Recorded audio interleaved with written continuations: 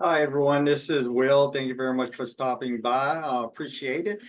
This has been my journey in terms of using velocity banking to pay down debt over the last 9 months. I was able to successfully pay down my credit cards, in which I was able to get a home equity line of credit, and I was able to take that credit and pay off one of my mortgages, one of three, within 1 month's time, and go into a HELOC. So I moved away from a mortgage to a HELOC and pay that off in 1 month.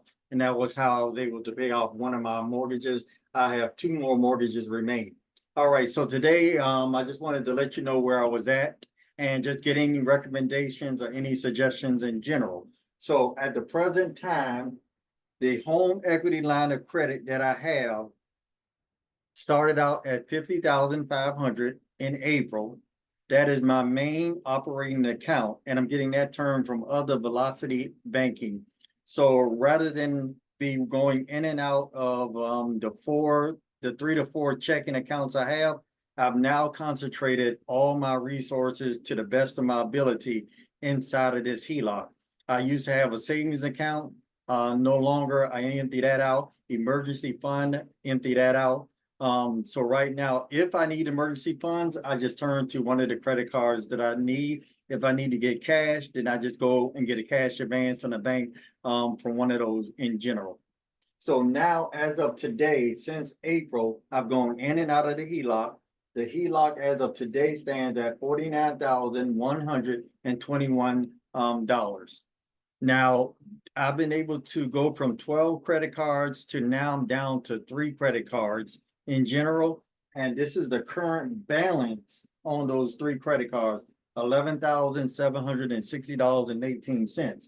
I got a Wells Fargo, Bank of America, Amex. These are their current balances, and these are their current interest rate. They're all 25% plus above the interest rate that's being charged.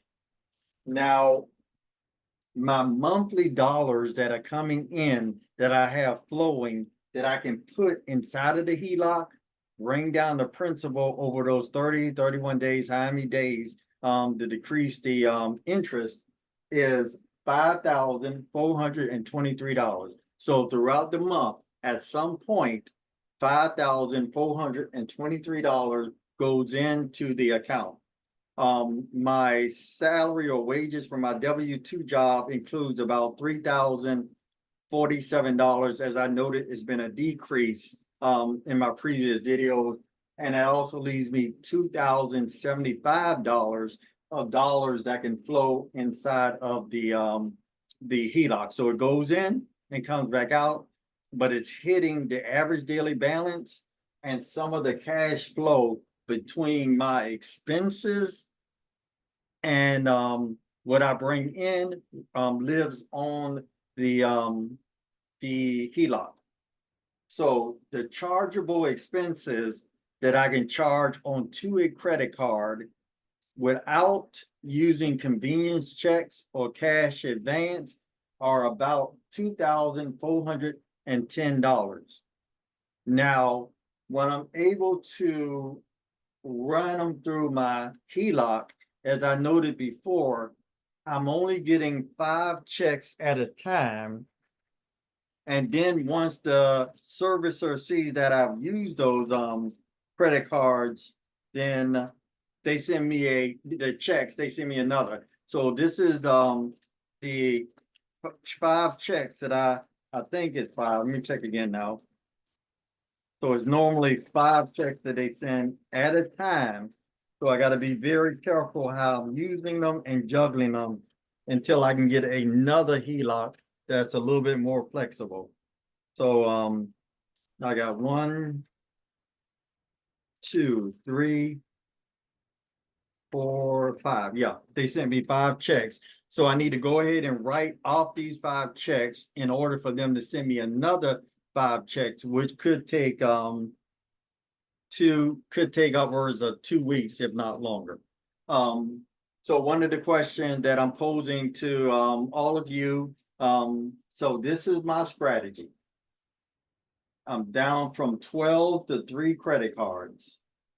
The total of those 3 credit cards are $11,760. I will be selecting one of these credit cards to start doing velocity banking again. So I'm gonna take this $5,423 or the amount that I can, dump it onto one of these credit cards. It's gonna come down throughout the month. I'm gonna go back and pay bills and it's gonna go back up.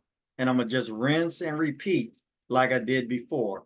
When I first started doing velocity banking, this credit card at Wells Fargo in January of 2024 was $7,559. It was over the limit. Then I just started chunking my paycheck into it, but I also was using Navy Federal cash advance and convenience checks to chop it down also.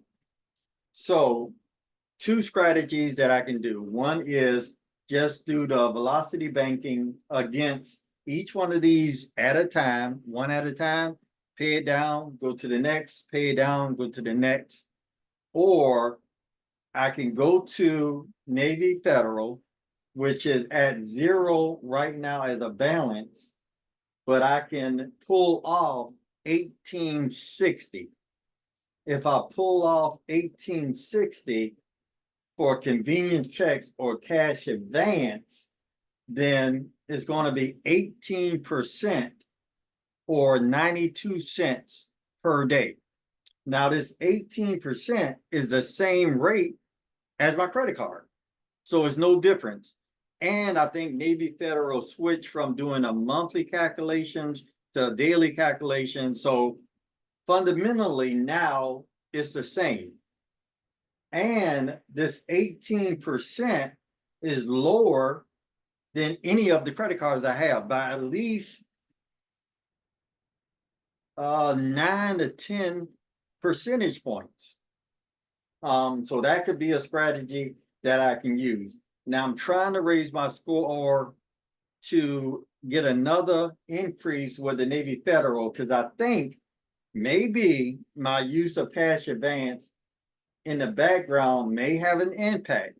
If they see that I'm using cash advance or convenience checks, maybe they say that, you know, I'm a greater risk, or maybe that I really need money versus this is just a strategy that I'm using. So I'm trying to look at other YouTube videos, but I haven't found someone who has been using the convenience check or the cash advance from Navy Federal to do this strategy. But as velocity banking advocates have pointed out, the interest rate may not matter as much. And maybe that's the case because again, when I started, I was pulling 1860 off the card. Then I dumped it on Wells Fargo in the beginning and that chopped it down. And then I was putting my paycheck into it and writing any other bills that I need. So I have convenience checks from Navy Federal that I can use. Now, if I go with this first strategy, I can only charge about $24.10 in chargeable expenses. BOA has provided me some, I'm trying to remember, access checks. But Navy Federal definitely have provided me access checks. So I could move more of my expenses. My expenses, okay. My expenses per month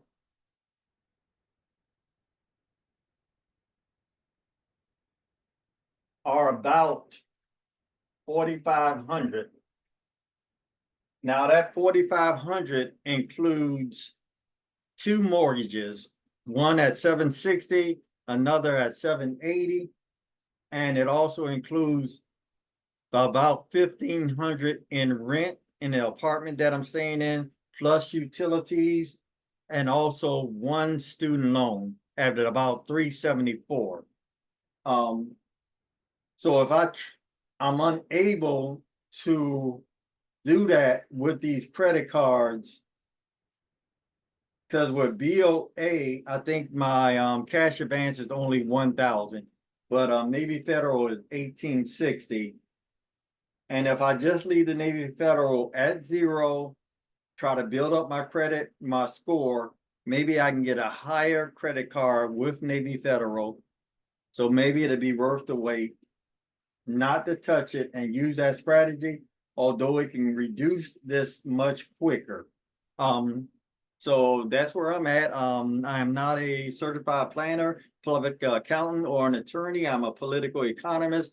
This is my real world experience using velocity banking as I practice it from December of 2023 to the present. If you like to work with me and my team and use some of these strategies to reduce your debt, definitely give me a call or shoot me an email and see if we can work with each other. And any type of recommendations on the 2 strategies that I've suggested. One, just continue doing velocity banking on each one of these accounts and knock them out, or go with the convenience check, pull that 1860 off, throw it on them, and they probably can get paid in 2 or 3 months sooner.